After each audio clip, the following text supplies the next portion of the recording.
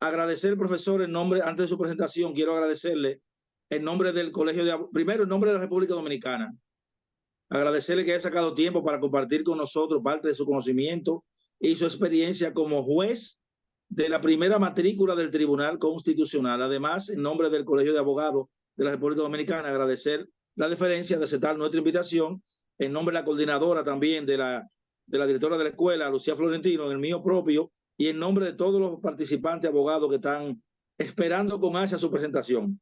Bien, decir que el profesor Hermógenes Acosta es abogado de la Universidad Autónoma de Santo Domingo, tiene un máster en Derecho Empresarial y Legislación Económica de la Pucamaima, también tiene un máster en Derecho Privado Francés Europeo Internacional, un máster en Derecho Constitucional, de Justicia Constitucional y Panamericana de la Universidad de Castilla-La Mancha, y también un máster en Derecho de la Administración del Estado con la Universidad de Salamanca, España, y la Fundación Global y Global. Es docente a nivel de licenciatura en la Pontificia, en la Pucamaima, y Derecho Civil desde 1993. Además,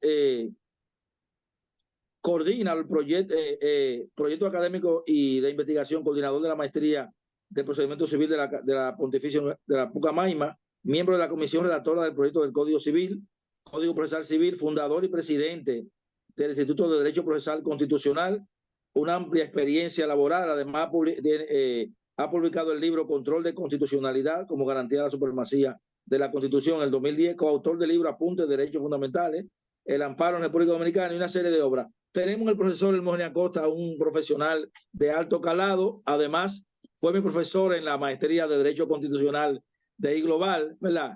Y a quien me une una gran amistad y una relación profesional, porque es un profesional, como ya dije, que formó parte de la primera matrícula del Tribunal Constitucional. Profesor, el escenario es suyo, así es que estamos, ¿verdad?, presto para beber, abrevar de los conocimientos que usted tiene en las diferentes áreas, pero básicamente en materia constitucional, por su formación y su experiencia en el Tribunal Constitucional.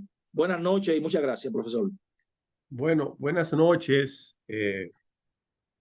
Primero las gracias a Máximo Calzada por la invitación y por su palabra de presentación. Igualmente agradezco al Colegio de Abogados, quien es la institución que ha organizado esta actividad. Y bueno, tengo que volver a lamentar que ya van a ser las 7 y debimos comenzar a las 6:15 o 6:20. Es una pena que hayamos perdido ese tiempo, pero bueno, no ganamos nada con lamentarnos. Vamos a tratar entonces de aprovechar el tiempo. Agradezco igualmente la presencia virtual de ustedes. El profesor Máximo Calzada, que coordina este diplomado, me ha invitado para que hable sobre el control de constitucionalidad y sobre el control de convencionalidad.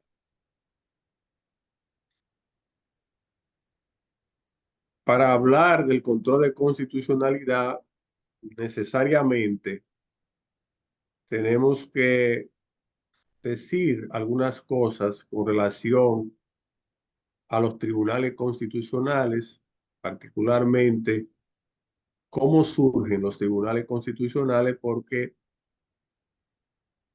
cuando se habla de control de constitucionalidad, necesariamente tenemos que abordar lo que tiene que ver con el Tribunal Constitucional. En la primera década del siglo XX, 1915, quizás 1920, un jurista austríaco llamado Hans Kelsen se preocupó por estudiar los ordenamientos jurídicos, y este autor austríaco consideraba que un ordenamiento jurídico era como una especie de pirámide. pirámide. Es decir, que tenía varios escalones y que los ordenamientos jurídicos no están integrados por normas homogéneas, sino que están integrados por normas diferentes, heterogéneos y fundamentalmente normas que tienen distintas jerarquías. Entonces visualizaba el ordenamiento jurídico de la siguiente manera. Él entendía que había una norma que estaba en la cúspide de la pirámide, es decir, en lo más alto de la pirámide, que era lo que es la Constitución. Y luego entonces él dice que le seguía a la Constitución la ley y después de la ley los decretos y las resoluciones. Estas distintas normas, como se ha indicado, tienen distintas jerarquías. Entonces, para que el ordenamiento pudiera funcionar, debía respetarse ese orden jerárquico. Como la Constitución estaba en la parte más alta, entonces se consideraba que era la norma suprema. La Constitución es la norma suprema de cualquier país, la norma más importante. Y para que, como decía anteriormente, para que ese ordenamiento funcione, hay que respetar esas jerarquías. La ley, para que sea válida, debe de ser conforme con la Constitución. Y los decretos, para que sean válidos, tienen que ser conforme con la ley. Entonces, Hankel se planteaba la siguiente cuestión. ¿Qué ocurriría si se dicta una ley que contradice la Constitución, entra en contradicción con la Constitución? Se planteaba que no había mecanismo para resolver ese problema. Entonces él comienza a pensar de cómo puede resolverse ese problema y llega a la conclusión que esos problemas de choques entre normas inferiores y superiores, para resolverse, debe crearse un órgano que resuelva esos conflictos. Y ese órgano que él ideó es el Tribunal Constitucional. Entonces él comenzó a plantearlo en distintos países de Europa. En ese momento estamos hablando 1920, 1928. En ese momento su planteamiento, su tesis no tuvo acogida en Europa. Porque en Europa se da una particularidad y es la particularidad de que los sistemas que tienen los países europeos son sistemas parlamentarios. Lo que quiere decir que son sistemas distintos a los sistemas nuestros, que son sistemas presidencialistas. Entonces, en un sistema parlamentario, la mayor legitimidad reside en el Parlamento y la clase política, sobre todo, no concebía cómo un tribunal integrado por personas que no habían sido elegidos por el pueblo podían anular un acto dictado por el órgano que sí fue elegido por el pueblo. En ese caso, en el caso europeo, el Parlamento. De esta manera, entonces, el proceso de creación de los tribunales constitucionales y la aceptación del control de constitucionalidad, es decir, la aceptación de que un tribunal pueda anular una ley, en Europa tuvo muchas, pero muchas dificultades. En todo caso, en el año 1920, en enero, en Checoslovaquia se crea el primer tribunal constitucional del mundo. Y en octubre de ese mismo año se crea el Tribunal Constitucional de Austria. Obviamente un tribunal creado por impulso de Hans Kelsen y que además Hans Kelsen fue el primer presidente de ese tribunal. Pero resulta que ya en ese momento Europa estaba en un estado de convulsión, de crisis política, económica, la antesala de la Segunda Guerra Mundial y la antesala también de la llegada al poder de Adolfo Hitler y de la instauración del nazismo. Todos ustedes conocen.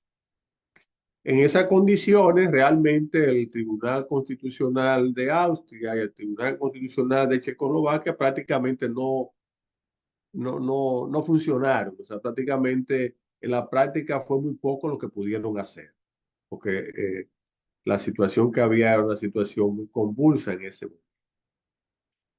Pero con el tiempo y después de la Segunda Guerra Mundial, entonces ya, y con todas las, digamos, las violaciones a derechos fundamentales que se produjeron en el régimen nazi, la clase política europea llega a la conclusión de que realmente se necesita un tribunal constitucional. Los países necesitan un tribunal constitucional, que a pesar de los méritos que pueda tener el Parlamento, es un órgano que no es un órgano infalible, es un órgano que puede dictar leyes que sean inconstitucionales. De hecho, las leyes que aplicaba Hitler eran leyes que cumplían con todas las formalidades, con todos los procedimientos, pero eran leyes que no respetaban los derechos fundamentales. Entonces, a partir de ahí, repito, de la Segunda Guerra Mundial, comienzan a surgir los tribunales constitucionales, sobre todo el Tribunal Constitucional de Alemania, que es uno de los tribunales más importantes del mundo, el Tribunal Constitucional de Italia, el Tribunal Constitucional de España y posteriormente también el Tribunal Constitucional, el Consejo Constitucional francés. Bueno, ya los tribunales constitucionales son una realidad en Europa desde los años 40. Todas esas dificultades que se confrontaron se superaron. La historia en el continente americano es distinto porque en los Estados Unidos, desde muy temprano en el tiempo, se aceptó que los tribunales constitucionales pudieran controlar la constitucionalidad de las normas. ¿Recuerdan ustedes la famosa sentencia en el caso Marbury versus Madison, que es una sentencia de 1803? Si ustedes se fijan en la fecha de independencia de los Estados Unidos, que es 1776, entre el surgimiento de Estados Unidos como país y el inicio del control de constitucionalidad, obviamente es muy poco tiempo el que pasó, lo que quiere decir que realmente se asimiló la idea muy rápidamente de que era necesario que los tribunales constitucionales tuvieran la facultad de controlar la constitucionalidad de las normas. En esa sentencia de 1803, la Corte Suprema de los Estados Unidos estableció claramente que para que la Constitución fuera realmente una norma suprema, era necesario que a los tribunales se les reconociera el derecho a no aplicar leyes que fueran contrarias a la Constitución. Y en esa sentencia se establece que todo juez que, conociendo un caso, llegue a la convicción de que al mismo se puede resolver aplicando una ley como aplicando la propia Constitución, y cuando advierta que entre esa ley que se puede aplicar en el caso y la Constitución existe una contradicción, dijo la Corte Suprema de los Estados Unidos en 1803, que el juez, la opción por la cual que la opción válida y por la que debía optar el juez era por inaplicar la norma y aplicar la Constitución. Ahí surge entonces el fundamento de lo que se conoce hoy como el control difuso de constitucionalidad. Porque resulta que el control de constitucionalidad que promovió Hans Kelsen en Europa fue un control concentrado, no un control difuso.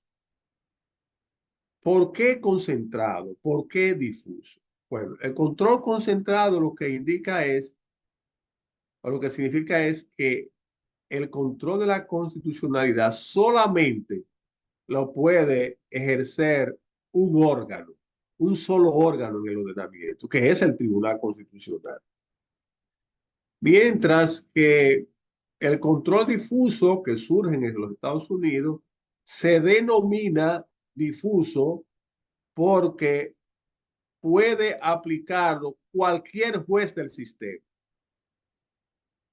No importa el nivel de ese juez. Puede ser primera instancia, Corte de Apelación, Suprema Corte, no importa.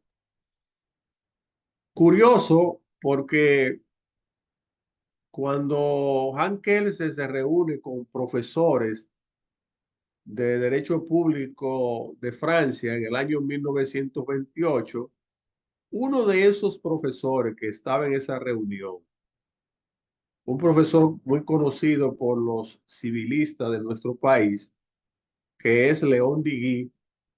León Digui le planteó a Kelsen en esa reunión que él no estaba de acuerdo con la aplicación del control concentrado de constitucionalidad, que él prefería que se implementara el control difuso de constitucionalidad como existía, decía en el momento, en los Estados Unidos.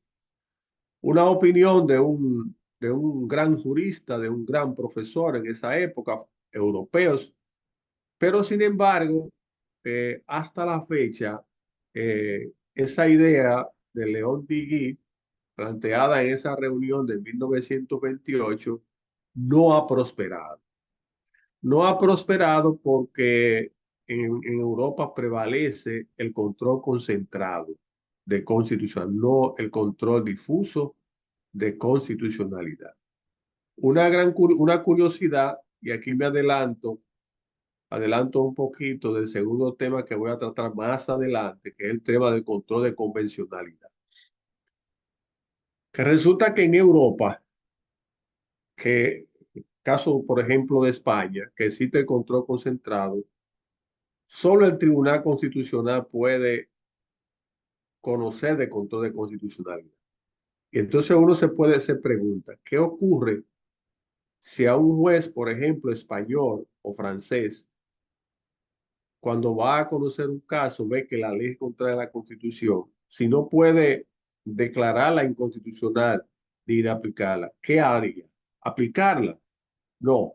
Hay un mecanismo para resolver eso en Europa y específicamente en España y en Alemania, que se conoce como la cuestión de constitucionalidad. Es decir, el juez español pues, o alemán, que conociendo el caso ve que la norma que va a aplicar es contraria a la Constitución, lo que hace es que le plantea al Tribunal Constitucional una cuestión de constitucionalidad. Es decir, sobresee el caso y envía el expediente ante el Tribunal Constitucional para que sea el Tribunal Constitucional que determine si la norma es o no contraria a la Constitución. Porque en España, en Alemania y en otros países de Europa, un juez, repito, no puede inaplicar una norma porque sea contraria a la Constitución.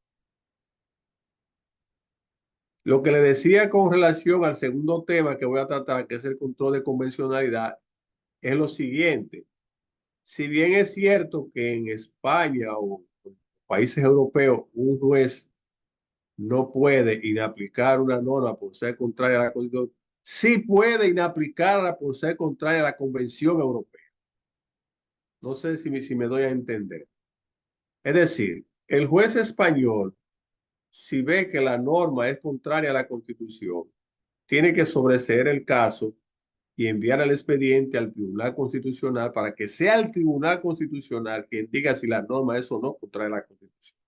Sin embargo, si se trata de que la norma es contrario a la Convención Europea sobre Derechos Humanos, entonces ese juez, cualquier juez europeo, tiene la facultad de inaplicar la norma por ser contraria a la Constitución, a la Convención. Repito, puede hacerlo cuando la ley sea inconvencional, puede inaplicarla, pero no puede hacerlo cuando la ley sea inconstitucional. Pues bien, el control difuso, como decía, es distinto porque cualquier juez puede inaplicar la norma por ser contraria a la Constitución. Hay otra diferencia importante entre el control difuso y el control concentrado. La otra diferencia tiene que ver con los efectos de la sentencia. En el control concentrado de constitucionalidad, si el Tribunal Constitucional considera que la norma es contraria a la Constitución, la anula. Control concentrado. Pero cuando se trata del control difuso, el juez lo que hace es que la inaplica, no la anula. Es decir, el juez en su sentencia establece, no voy a aplicar esta norma en el caso porque esa norma es contraria a la Constitución. Lo que significa que la norma sigue existiendo en el ordenamiento. La norma no desaparece. Y se pueden dar situaciones en las cuales, por ejemplo, en un mismo distrito judicial, que un juez de primera instancia aplique una norma porque la considera conforme a la Constitución y que otro juez de ese mismo distrito no la aplique porque considere que es constitucional. O sea, puede haber ese tipo de diferencia. Por eso, esa es una de las debilidades del control difuso y es lo que realmente la mayoría de muchos profesores españoles sobre todo, critican mucho el control difuso porque no entienden cómo es posible que un juez inaplique una norma por ser contraria a la Constitución y que esa norma siga estando vigente y que otro juez pueda aplicarla. Bueno, el control concentrado surge y prevalece en Europa, en cambio, en el continente americano, surge y prevalece el control difuso. Sin embargo, en nuestros países no hay un control difuso puro ni un control concentrado puro. Lo que hay es un sistema mixto. Es decir, en la mayoría de nuestros países, nuestro país no es un ejemplo de ello, están vigentes o funcionan los dos controles. Control difuso, que corresponde a los jueces del Poder Judicial y eventualmente también en algunos casos al propio Tribunal Constitucional, y control concentrado que solamente le corresponde al Tribunal Constitucional. Esta es, digamos, más bien una especie de explicación de cómo surge los tribunales constitucionales, de cómo surge los controles de constitucionalidad. Los tribunales constitucionales en los últimos tiempos sobre todo a partir de la década de 1990, con el 1991, con el Tribunal Constitucional de Colombia. Ya en muchos de nuestros países se ha implementado el Tribunal Constitucional. El nuestro es uno de los últimos tribunales, quizá el último tribunal que surgió en la región, porque como ustedes saben, nuestro Tribunal Constitucional es de 2010. Lo que no quiere decir que en la República Dominicana anteriormente no existiera justicia constitucional. Es decir, para que exista justicia constitucional, no es necesario que exista un órgano que se llame Tribunal Constitucional. Se puede llamar de otra manera. Lo importante es que tenga la competencia y la facultad para, digamos, controlar la constitucionalidad. Por ejemplo, en la Corte Suprema de los Estados Unidos no se llama Tribunal Constitucional. La Corte Suprema de México tampoco se llama Tribunal Constitucional. En Brasil es eh, no es tribunal, no se llama Tribunal Constitucional tampoco. En Argentina tampoco se llama Tribunal Constitucional, sino Corte Suprema. O sea que la denominación no importa.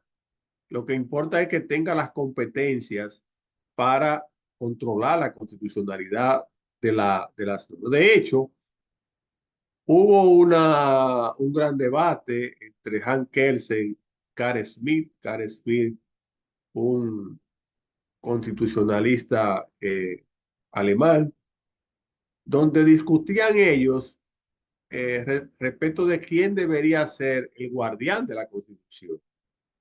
Y mientras Han Kelsen siempre sostuvo que debía ser el Tribunal Constitucional, Carl Smith planteaba que debía ser el jefe de Estado y se fundamentaba en que en su país y en la mayoría de los países europeos ya el jefe de Estado tenía muy poco poder, que todo el poder lo tenía el Parlamento. Pero bien, hago referencia a este debate porque precisamente en ese debate Carl Smith dice que él consideraba que la Corte Suprema de los Estados Unidos era el tribunal más importante del mundo. Es decir, repito que no es necesario que se llame Tribunal Constitucional para que exista justicia constitucional. En el caso de la República Dominicana, existe justicia constitucional desde desde el surgimiento del Estado, porque nuestra primera constitución, la de 1844, establecía que eh, todo juez que en el momento de conocer de algún caso encontrare que la norma era contraria a la Constitución, no debería de aplicar. Es decir, el artículo 25 de la Constitución de 1844 le daba facultad a todos los jueces para que inaplicaran aquellas normas que fueran contrarias a la Constitución. De manera que el control difuso de constitucionalidad, obviamente influenciado por la sentencia de 1803, se consagró en nuestro país desde el año 1844 en la primera Constitución dominicana.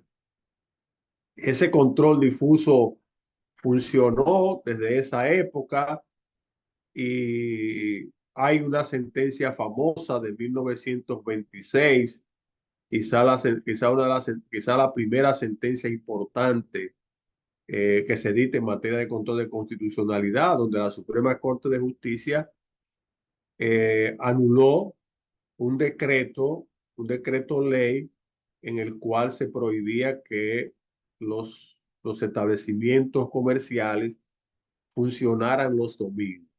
Y la Suprema Corte de Justicia de 1929 entendía que esa ley violaba la Constitución, en particular porque se constituía en un obstáculo al derecho al trabajo y además porque era una ley que regulaba aspectos que no son materia del legislador, porque era una ley que obviamente tenía un contenido religioso, porque la idea era que la gente no trabajara los domingos para que pudiera ir a misa.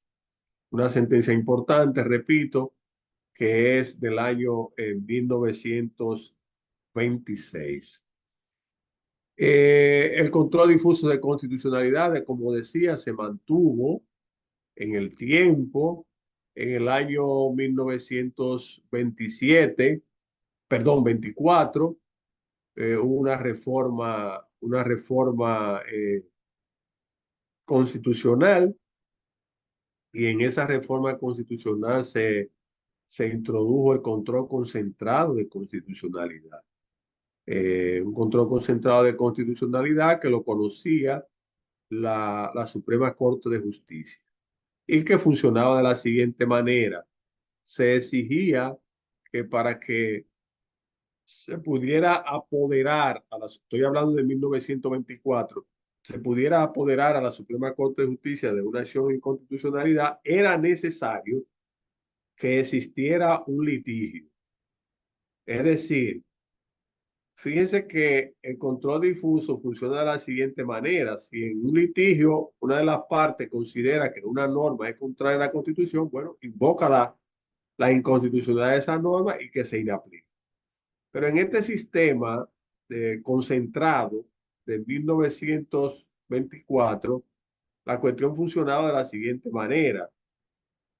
Se exigía para apoderar a la Suprema Corte de Justicia que existiera un, un proceso principal, un tribunal que estuviera apoderado en materia civil, penal, la que fuera.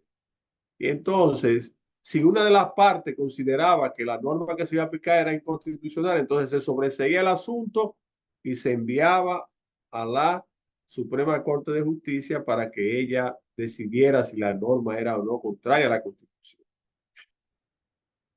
Había un caso un caso donde no era necesario que existiera un litigio, sino que se podía apoderar directamente a la Suprema Corte de Justicia, y eran aquellos casos donde la persona que entendía que la ley era inconstitucional se fundamentaba en la violación a un derecho fundamental.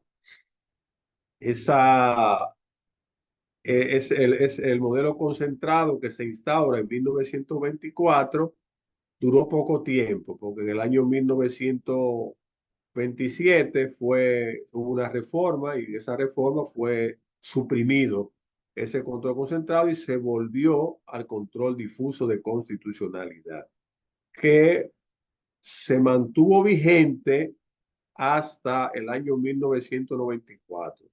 Hasta el año 1994 solo funcionaba el control difuso, pero con la reforma del año 1994 se instaura también el control concentrado, de manera tal que desde 1994 hasta la fecha tenemos en la República Dominicana un un sistema de control de constitucionalidad que es un sistema mixto, porque funciona tanto el control concentrado a cargo del Tribunal Constitucional y el control difuso a cargo de los tribunales ordinarios, y excepcionalmente a cargo también del Tribunal Constitucional.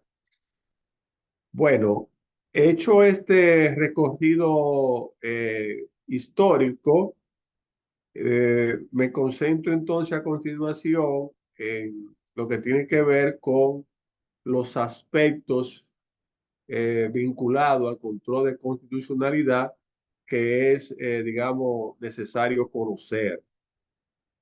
Cuando se habla del control de constitucionalidad concentrado, lo primero que debemos plantearnos es cuáles normas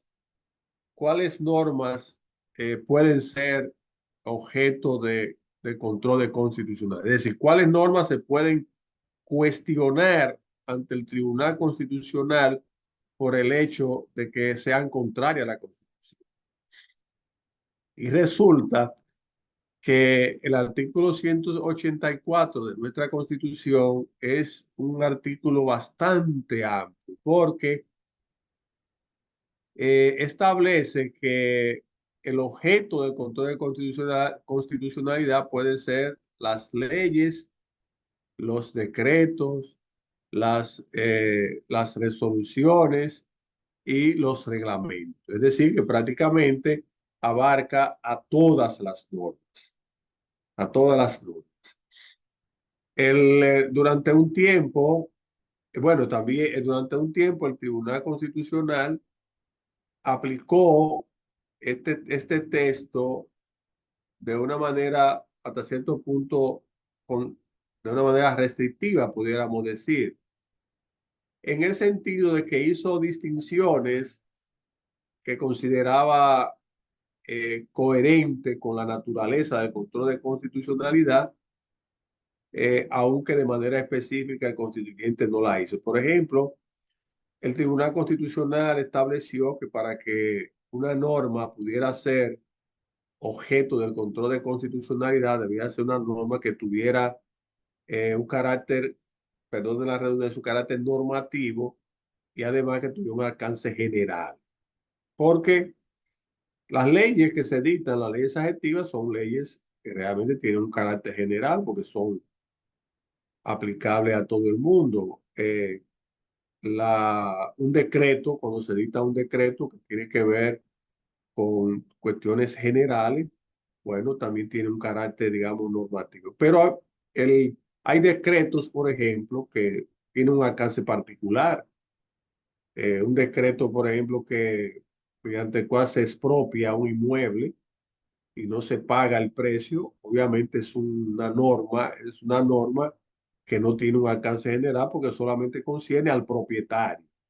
Entonces, durante un tiempo, el Tribunal Constitucional mantuvo un, el criterio o mantuvo como precedente el hecho de que cuando un decreto no tuviera un alcance general, debía considerarse como un acto administrativo y que ese acto administrativo no debía ser cuestionado la, no debía ser cuestionado por la vía de la acción en inconstitucionalidad, sino que debía ser cuestionado en aplicación del artículo 139 de la Constitución, debería ser cuestionado mediante el recurso contencioso administrativo, es decir, demandar la nulidad o perseguir la nulidad de ese acto por la vía por la vía del recurso contencioso administrativo, no por la acción en contra. Pero ese criterio que yo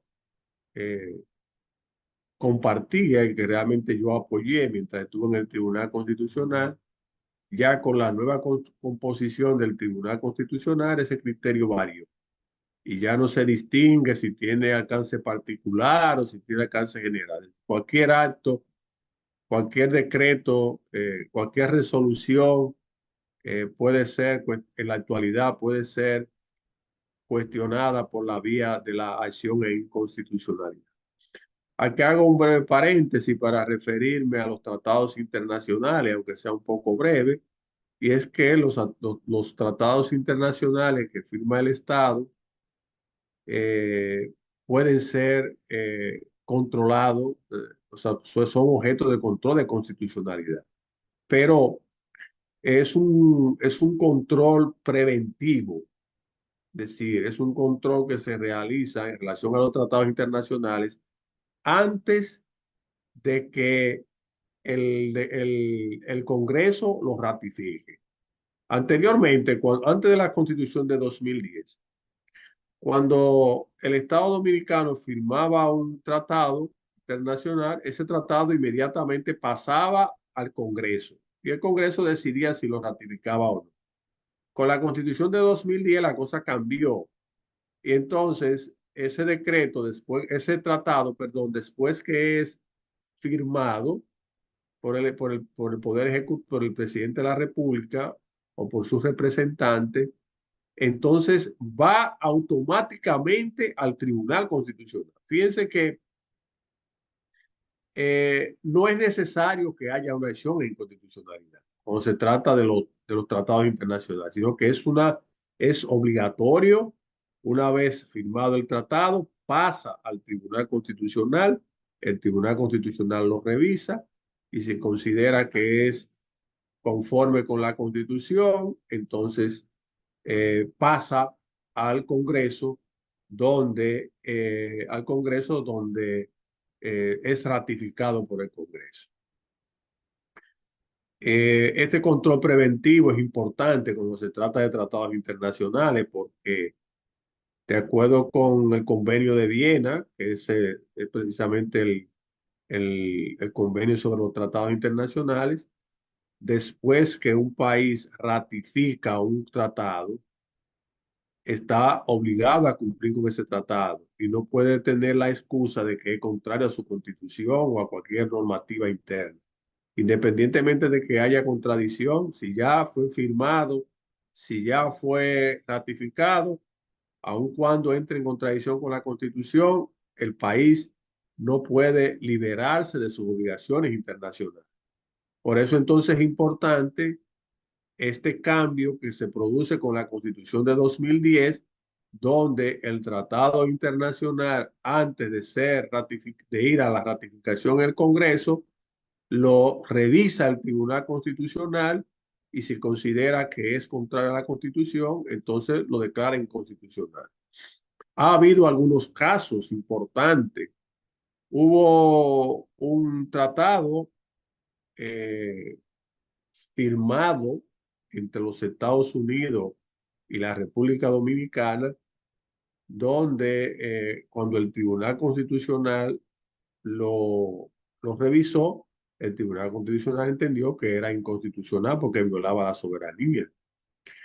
Se trataba de un acuerdo donde se le reconocían a representantes, a militares norteamericanos, a compañías o civiles que trabajaban con el Departamento de Estado de los Estados Unidos, se les reconocían ciertos privilegios, por ejemplo, las inmunidades parlamentarias, podían circular aquí en el país con uniforme, con vehículos militares, si venían con embarcaciones en algún barco, ese barco no podía ser revisado por las autoridades dominicanas.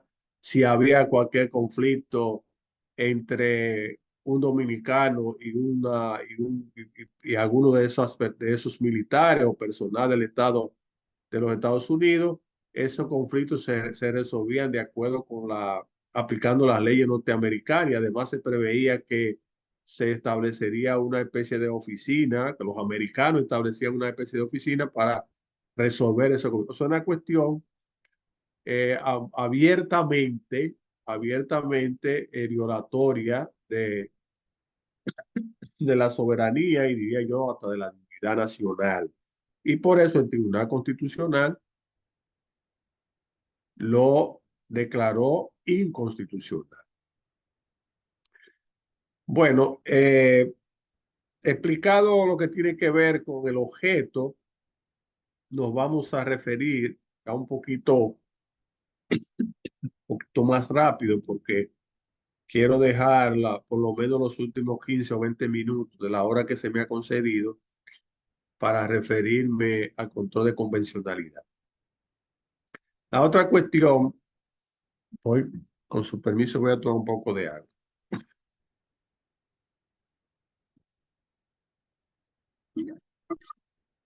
La otra cuestión importante es lo que tiene que ver con la legitimación. La acción en constitucionalidad no la puede interponer, y cuando hablamos de legitimación, lo que queremos decir es quién puede accionar en constitucionalidad ante el Tribunal Constitucional, quién tiene calidad para hacerlo. Y la primera persona que puede hacerlo es el presidente de la República.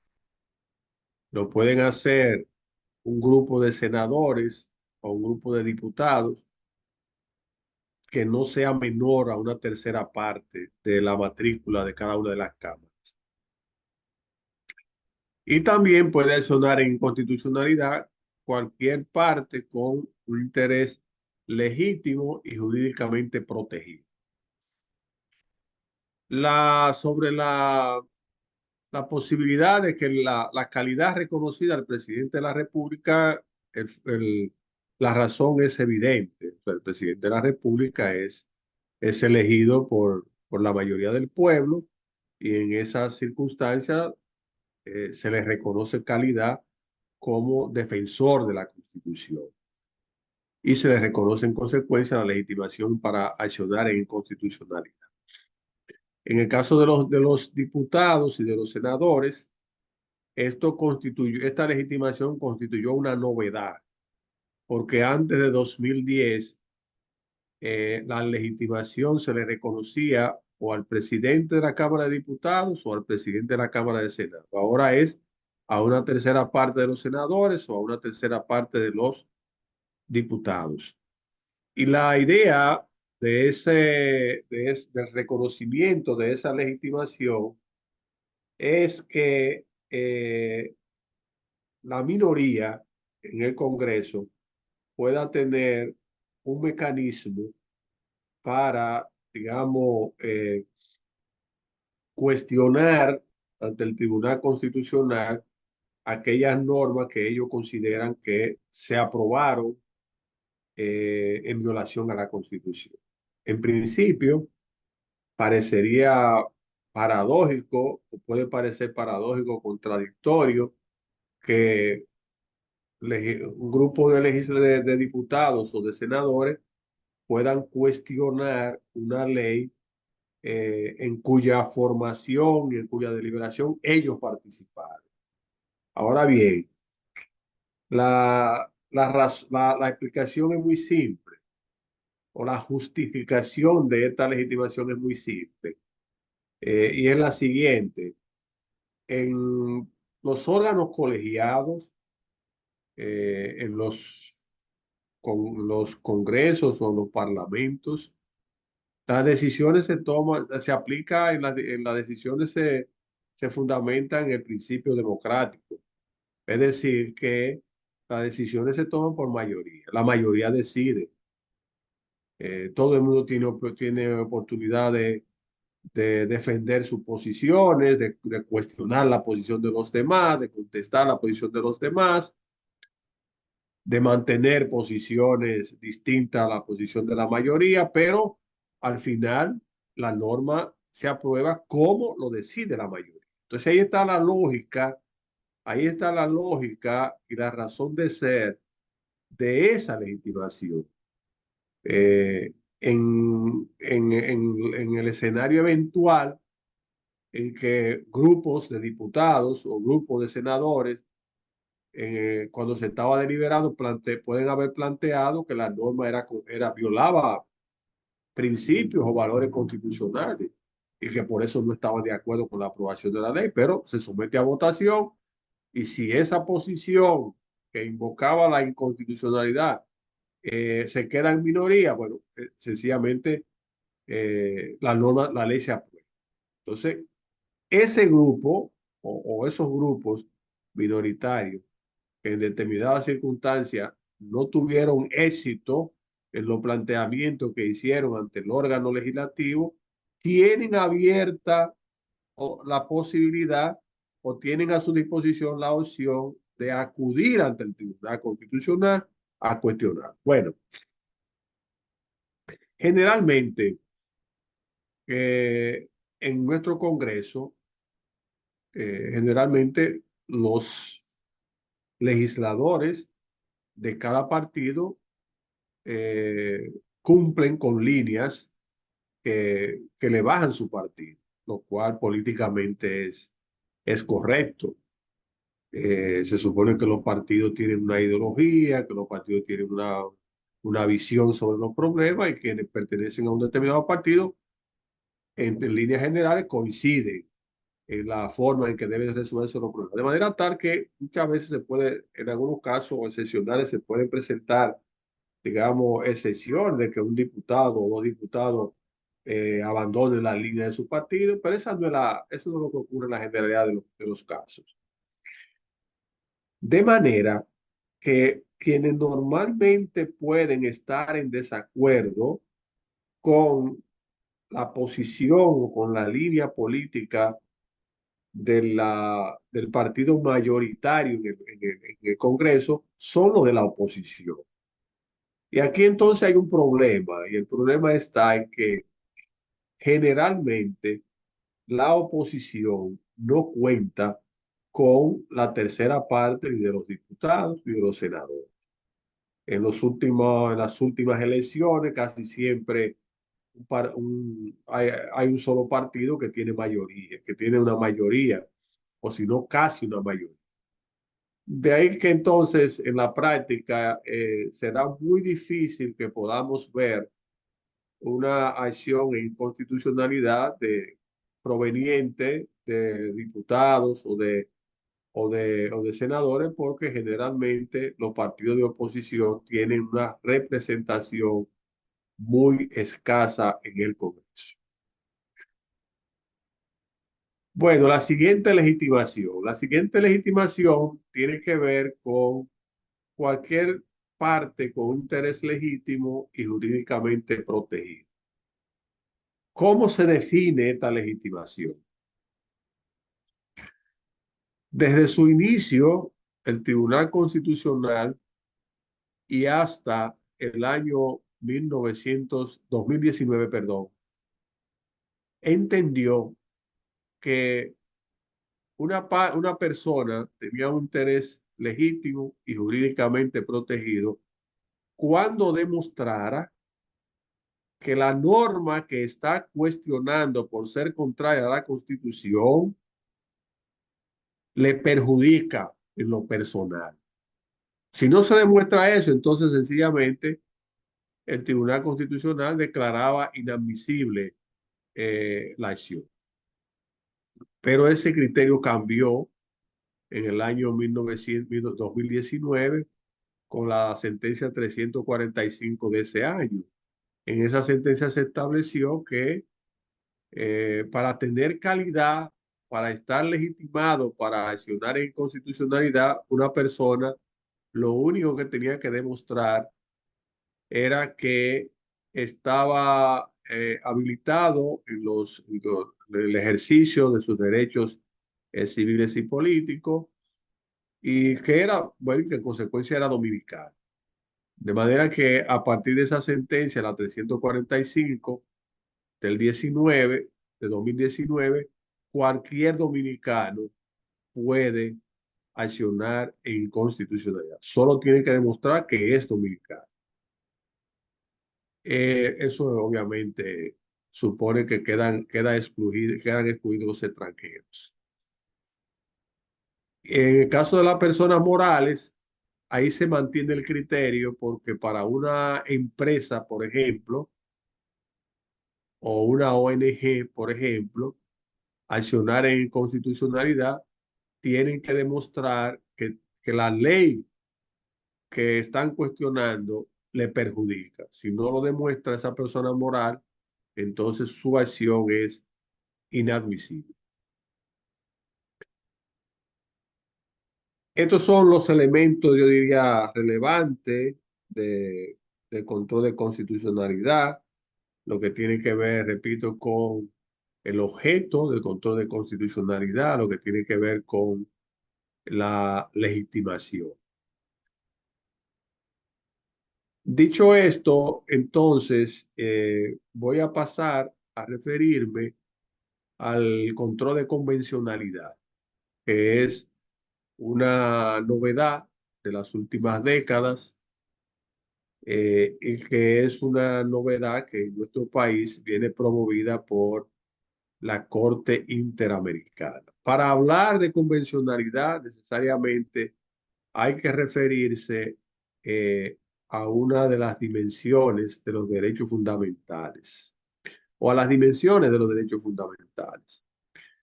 Hay las dimensiones que se pueden, digamos, advertir en respecto de los derechos fundamentales a lo largo de su evolución son las siguientes.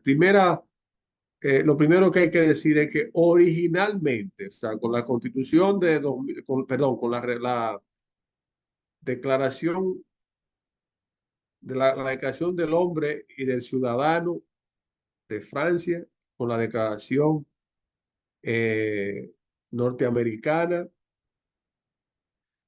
no se le reconocía derechos fundamentales a todos los ciudadanos. Es decir, en un principio, quienes tenían, digamos, a quienes se les reconocían derechos fundamentales, era a unas pocas personas. Inclusive, por ejemplo, con el caso del derecho al voto, si no una persona que no pagara impuestos, que no tuviera propiedad, hombre, no podía votar, no tenía derecho a votar, lo que se conoce como eh, el sistema censitario, el voto censitario, es decir, que era un voto que solamente se le reconocía a determinados hombres y a la mujer no se le reconocía. El reconocimiento del derecho al voto de la mujer es muy reciente. En el caso de la República Dominicana, 1942, y es uno de los países que le reconoció el derecho al voto más temprano, más temprano. Pero bueno, el derecho los derechos fundamentales siguieron evolucionando y entonces se pasa a una segunda dimensión donde se les reconoce derecho a todas las personas. Ya no importa el sexo, si es la edad, no importa si es hombre o si es mujer, sino que esa dimensión de los derechos fundamentales se conoce como la generalización, es decir, aplicable a todas las personas por el solo hecho de ser persona. Lo único que importaba era que sea una persona. Bueno, y después hay otra evolución, otra dimensión que surge con la evolución que tiene que ver con la especificidad. ¿Qué significa la especificidad? Significa que el constituyente no se preocupa por reconocer unos derechos a grupos específicicos.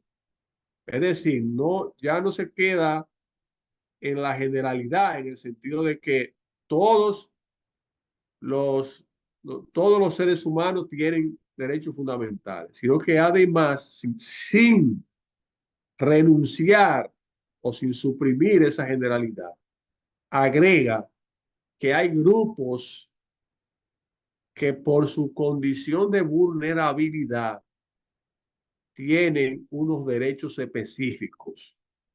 Eso se llama especificidad. Y por eso se habla de los derechos de la mujer, de los derechos de la madre, de los derechos de los menores, de los derechos de la juventud, eh, de los derechos que tienen preferencia de grupos que tienen su preferencia sexual distinta a lo de la mayoría. Y entonces son unos grupos que, que son vulnerables por su propia situación. Y por ser vulnerables, entonces el legislador o el constituyente eh, consagra o prevé mecanismos especiales para garantizar que en la realidad esos grupos vulnerables tengan las mismas oportunidades que la generalidad de las personas. La última dimensión, que es la que nos interesa y es la que está vinculada con toda convencionalidad, es la internacionalización de los derechos fundamentales. Esto es muy importante, porque cuando hablamos de la internacionalización de los derechos fundamentales, lo que estamos diciendo es que ya no, la protección de los derechos fundamentales ya no solo cuenta con la protección de los órganos de cada país, de los órganos nacionales, los órganos internos, sino que esa protección pasa los límites de la frontera. Es decir, que hoy día se reconoce una protección de los derechos fundamentales desde desde el derecho internacional. Y entonces ustedes conocen la Corte Interamericana, por ejemplo, la Corte Europea de los Derechos Fundamentales, de los Derechos Humanos, y esto funciona de la siguiente manera. Una persona que ha agotado todos los recursos,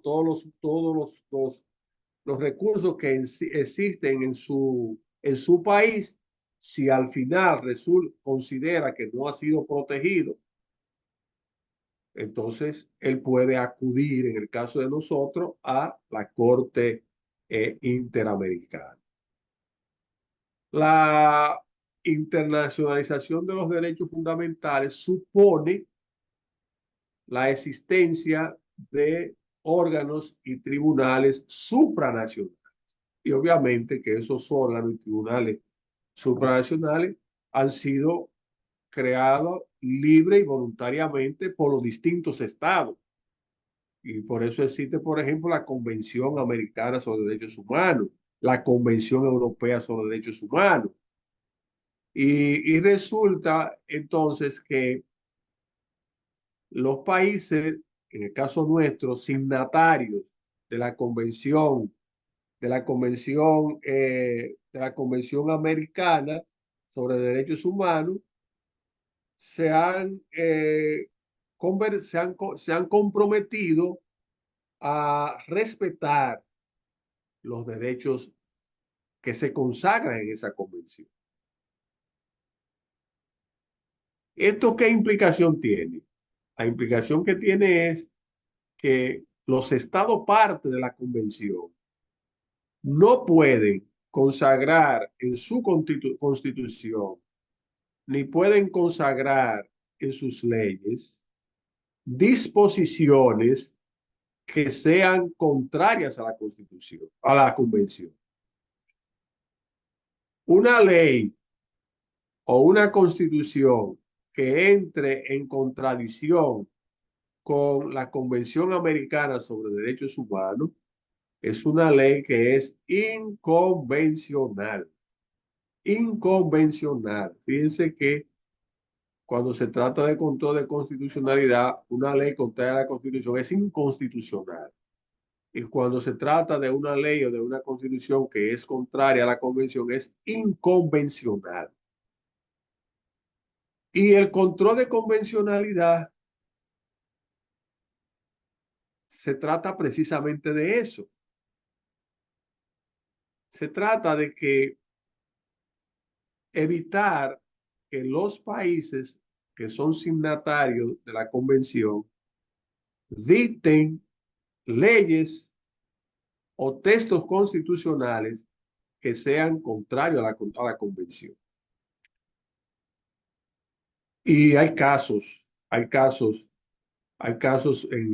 el continente, hay casos muy paradigmáticos de control de convencionalidad. Yo le menciono, por ejemplo, el caso de Chile. En el caso de Chile, Chile consagraba en su constitución una especie de censura previa. Censura previa que le permitía, por ejemplo, prohibir la exhibición de una película porque las autoridades consideraban que era contraria a la moral y al orden público.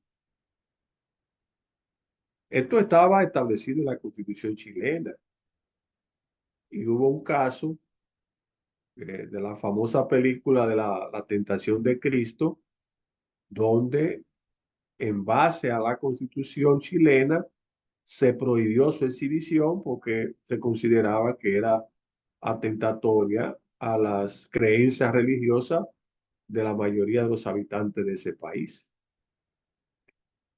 Entonces la Corte Interamericana dijo que ese texto constitucional que prohibía la exhibición de esa película era un texto inconvencional